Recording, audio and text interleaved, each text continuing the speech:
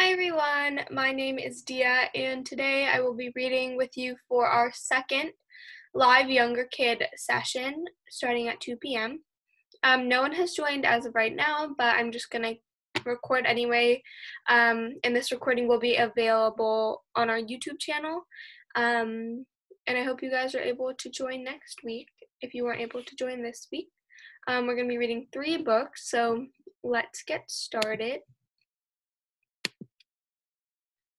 All right. Okay, the first book we're actually going to read is called Wash Your Hands by Leona Locke. Wash Your Hands by Leona Locke. Germs are tiny things that can make you sick. Germs are everywhere. When you wash your hands, germs go down the drain. Then they cannot make you sick.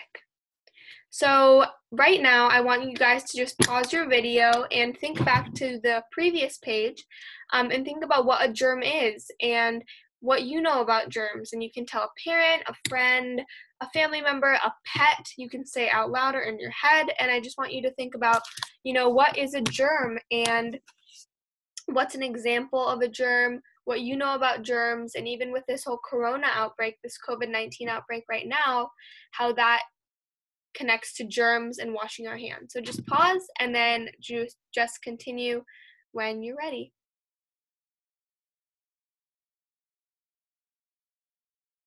All right, hopefully you're back and we can continue. I hope you thought about what a germ was and everything like that.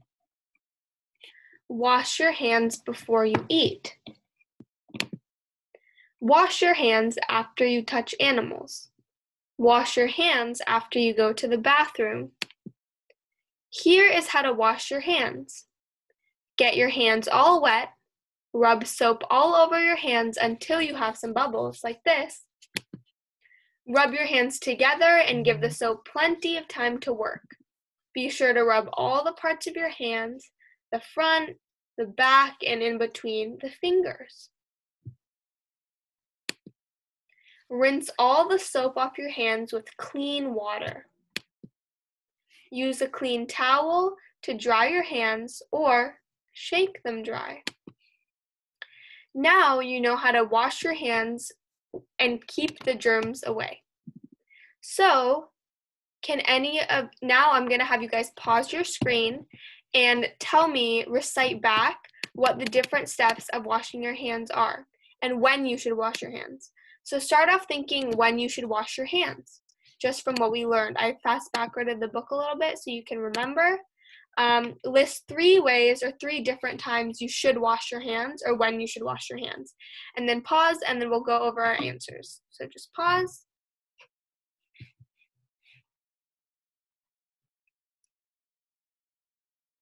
All right, hope you guys are back.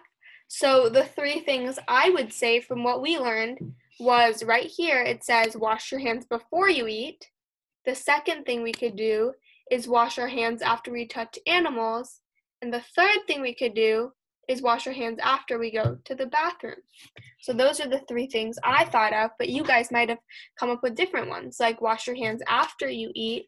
It could be wash your hands before touching a baby, or it could be wash your hands after playing outside, things like that. It could be anything.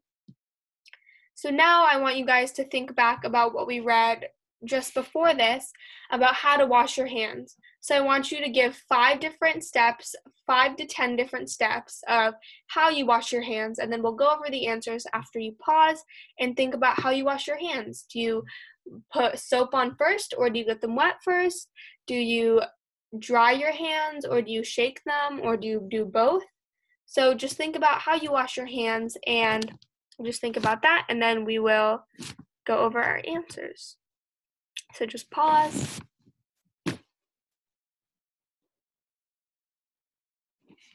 All right, and I hope you're back. So now let's go over. So it says first you want to get your hands wet, which you just put them under some water, some clean water. And then you want to take some soap and put it on your hands and then rub your hands and scrub your hands and give it a lot of time. Go as fast as you can, but you want to do it for a long time so you get a lot of the germs gone. and then you want to move it from all parts of your hands. You want to go in the back of your hand, you want to go in the front of your hand, in the middle of your fingers, behind your thumbs, everywhere. And then you want to rinse off your hands with clean water. Again, clean water is really important so you don't get germs from the water. And then you want to shake your hands dry, or you want to use a towel, or you can do both. Yeah, or you can just let them air dry, anything. And those are the steps for washing your hands. All right, let's move on. Now you know how to wash your hands to keep the germs away. And we have to remember that it's very important to wash your hands during this whole corona outbreak and during the COVID outbreak, because it's really, really important to stay healthy during this time so you don't get the disease, get the bacteria, or give anyone else the virus. All right, so after we have learned about how to wash our hands, we're just going to go back, and I want you guys to read the first page. I want you to read the title of the book, and I want you to read who the book is by. So I'll just give you a couple of seconds, and you can pause it, and I want you to read this first page out loud.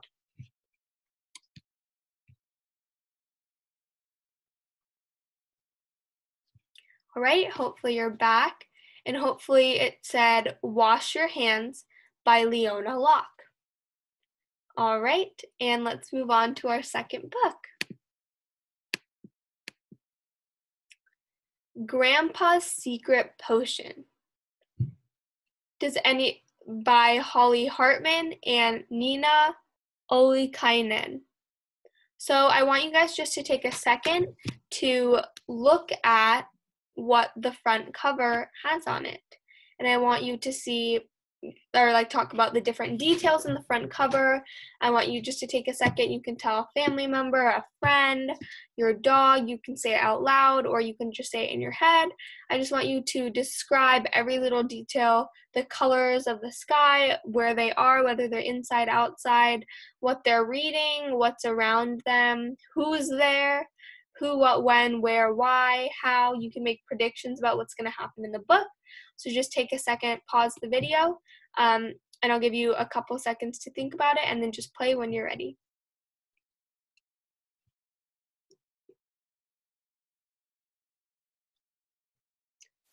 All right, hopefully you're back. And now let's read the book so we can see what this book is actually about and if your predictions are true. Grandpa's Secret Potion by Holly Hartman, illustrations by Nina Ollikainen. Does anyone know what illustrations means? Take a second to think about what it means if someone is an illustrator, if someone illustrates a book.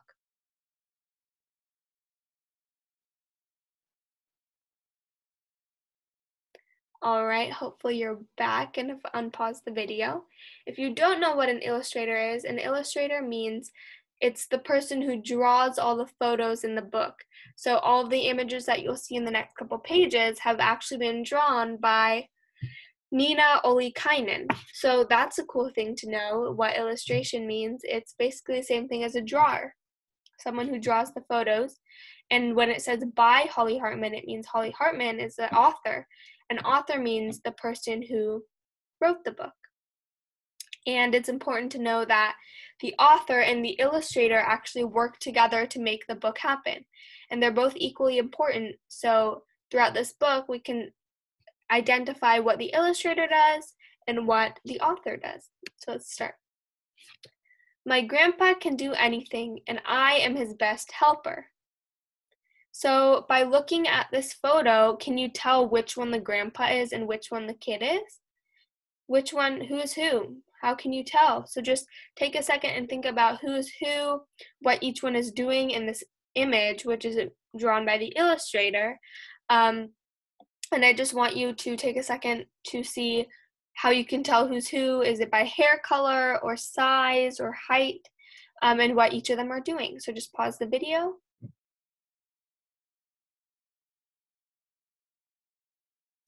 All right, and now that you're back, let's keep going. Sometimes Grandpa and I make magic. We mix a potion with a little of this. What are they mixing right now? Do you know? Let's see. Let's see what they're mixing. What do you do when you're mixing potions? Take a second to think about what it looks like they're doing, what potion they're making, and if you've ever made a potion or if you've ever combined ingredients. I know when I was a lot younger, I used to make potions out of shampoo and conditioner and mix it together and see what we could. My sister and I used to do that together. So take a second to pause the video and think about an experiment you've done maybe at school or at home. And yeah, just take a second to think about that while you're paused.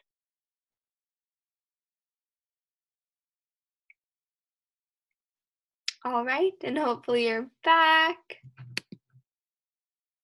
And a lot of that.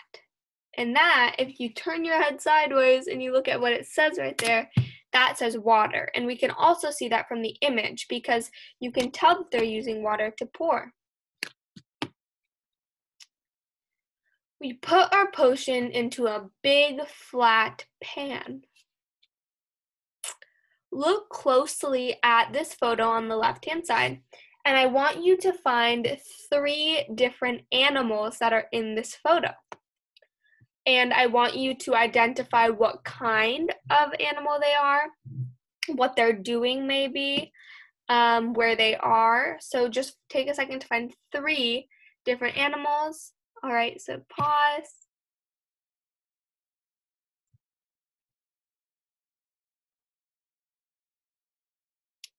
All right, hopefully you're back. Okay, let's keep going. Oh, actually, let's go over what you guys found. So in the top left right here, where you can see my mouse right here, I see a squirrel right here. And it looks like she's dropping a nut from the tree. Here, over here, right on top of the grandpa's hand, I see a little bird. And it looks like she's just squawking, just going around, making some noise, maybe flying back to the tree over here, maybe where her nest is, and I see that. And I also see this little frog right here up in the front who looks like he's jumping in and out of the potion. The potion has some water. He's jumping around. He's just hanging out with the grandpa and the grandson. So let's keep going. Then we make magic wands. What are they making magic wands out of? Can you tell? Can you see what they're using in his hand right here and his hand right here to make magic wands? Maybe take a second to think about what they're doing and maybe predict what the magic wands will end up looking like. So just take a second for that.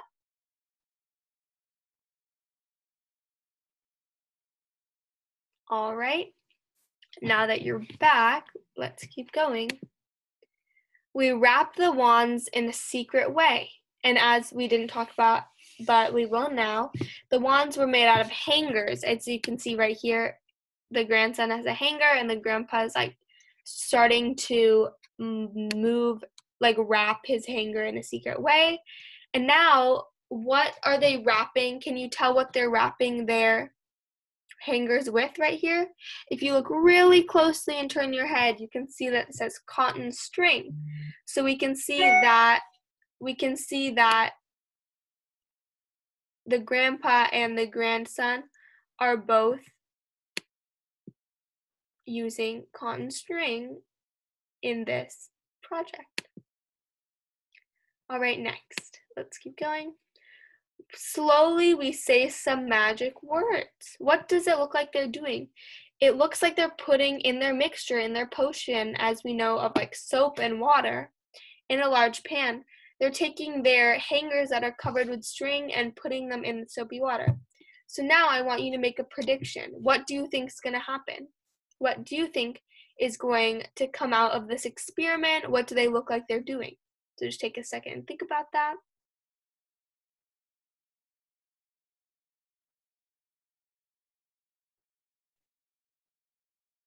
All right, let's keep going. Slowly, we say some magic words. Oh, now it gives you the recipe. Oh, as we can see in this image to the left, maybe what some of you said, they're making bubbles. They're making big bubbles from the string and the hanger they're using and the mixture that they made. They're dipping it and then airing it out like this so that they can make some sort of a potion, which is really interesting, and so that they can make bubbles. Grandpa's Secret Bubble Potion Mix. I want you guys to read this out loud or read it in your head, read it to a parent, a friend, your dog, your cat, your fish. I just want you to read this page. I want you to read Grandpa's Secret Bubble Potion Mix. So pause the video and read, and then we'll go over it when you get back.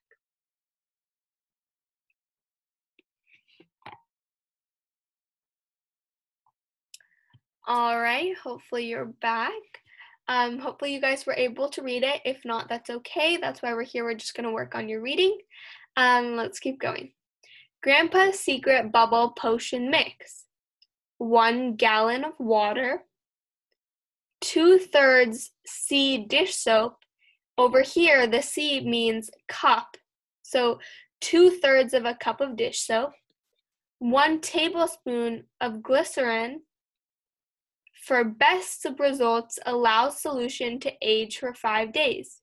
It can be stored for long periods of time. Now, when they say they want to allow the solution to age for 5 days, do they mean they want it to get old like a person and grow gray hair and wrinkles and things like that? What do you think it means when they say they want the solution to age? So just pause and think about what that means, and you can reflect back on the recipe, the potion mix, and see if you would ever make something like this.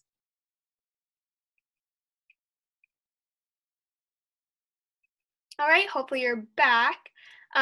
Just to explain, when it says here they want to allow the solution to age, that actually means they just want it to sit, just sit. That's the only thing it means, to just have it stay for 5 days so that it can become extra goopy and perfect for bubbles, because the dish soap and the glycerin can completely dissolve in the water and become a better solution, because this is a mixture that can stay stored for a very long time, as it says down here. So that is the conclusion of our second book. Let's go back to the beginning, and I want you guys to read the title page again, and I want you to read the author and the illustrator, which illustrator is a word that we learned today. I want you to read the title of it and the author and illustrator, and we'll go over it when you get back.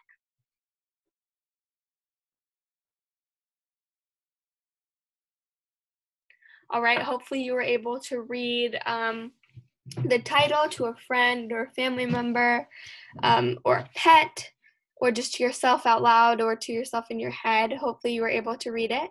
But here it says Grandpa's Secret Potion by Holly Hartman and Nina Ollikainen.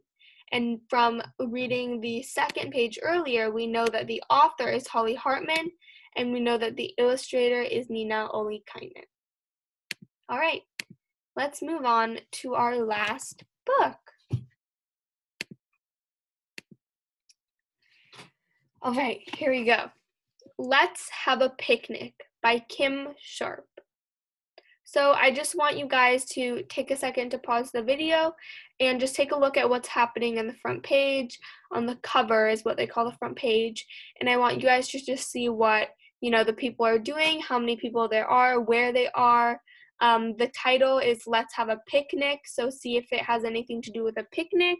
And I want you to make a prediction of what's going to happen in the rest of the book. So just take a second and pause, and then we can continue and read the book.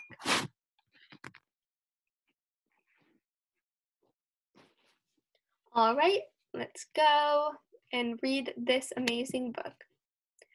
Let's Have a Picnic by Kim Sharp. And if you remember from the previous book that we read, by Kim Sharp means that Kim Sharp is the author, or that means that Kim Sharp wrote the book, which is the same as an author. It is a perfect day for a picnic. The sun is shining and it's warm outside. Hi, Sophie. What did you bring for lunch? Look, Angel, we brought grapes, peanut butter, and crackers.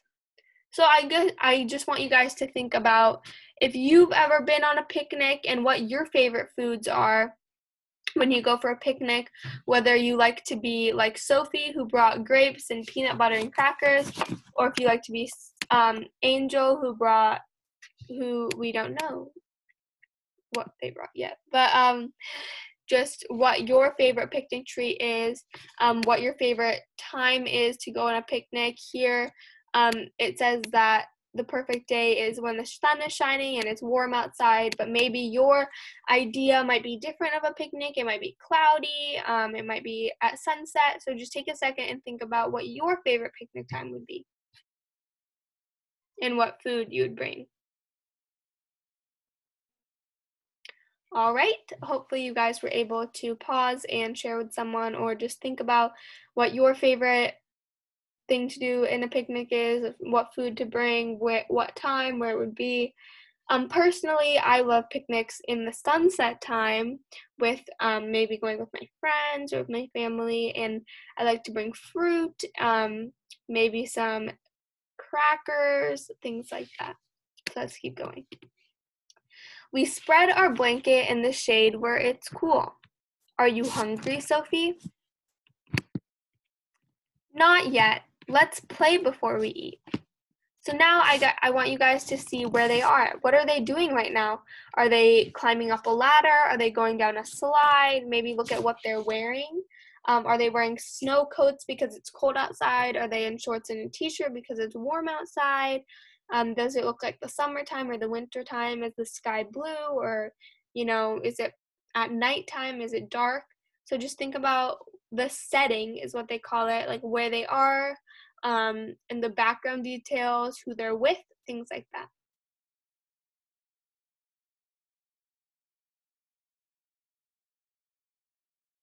All right, let's keep going. The food is yummy and Camilio is having fun on his first picnic.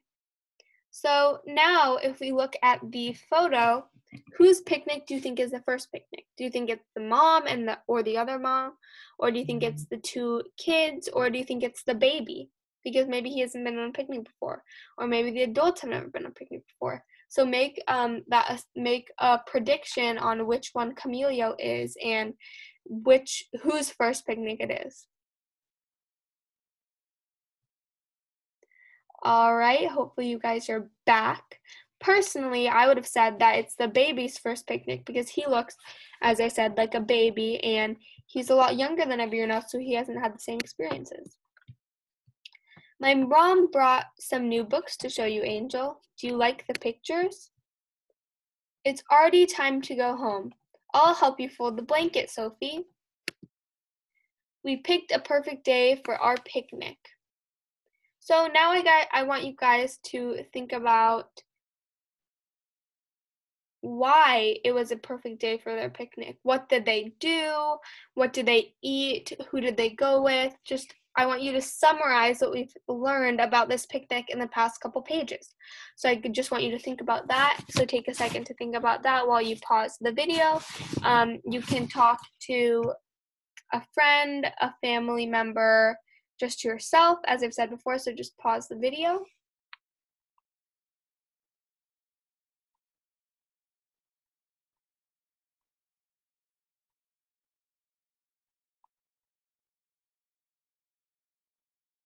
All right, let's keep going. Ooh, looks like our book is complete. And so now, as usual, I want to go to the front of the book, the beginning of the book. And I want you guys to read the title of the book and who it's by. So just pause the video and then respond, and see if you guys are able to read it.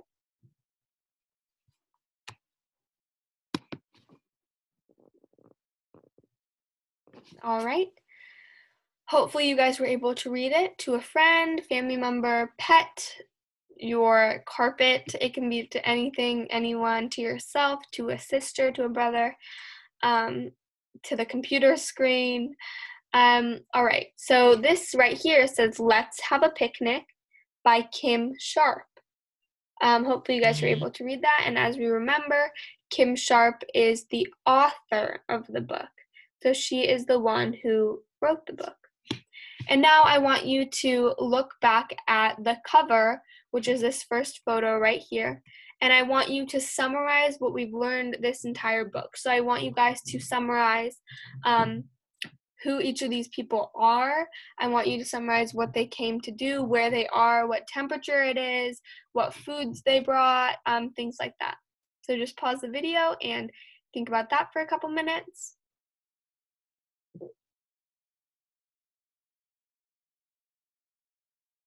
All right, and hopefully you're back and have summarized the book.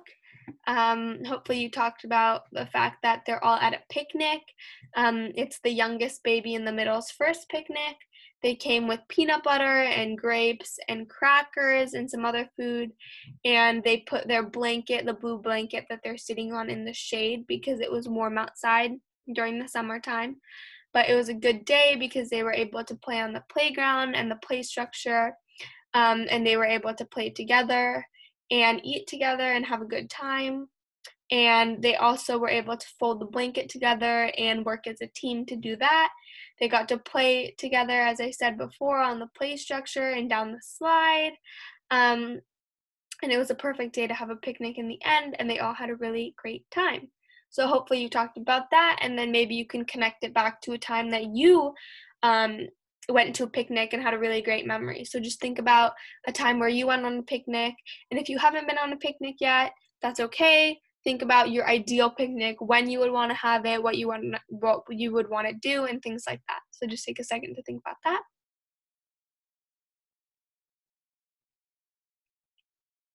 All right. Hopefully you finished thinking about that and paused it. So we are done with our 3 books, and I just wanted to say thank you for being a part of this Reading Buddies journey. Although no one was able to join today for our younger kid session on July 11th, our live session from 2 to 2:30. That's okay. We host these every week, so if you weren't able to join this week, feel free to join next week, or you can watch our pre-recorded videos on our YouTube channel. Again, my name is Dia. I am a high school student, and I had a really great time reading with you all today. I hope you guys have a wonderful rest of your day, and we'll see you soon. All right. Thank you. Bye-bye. Have a good day.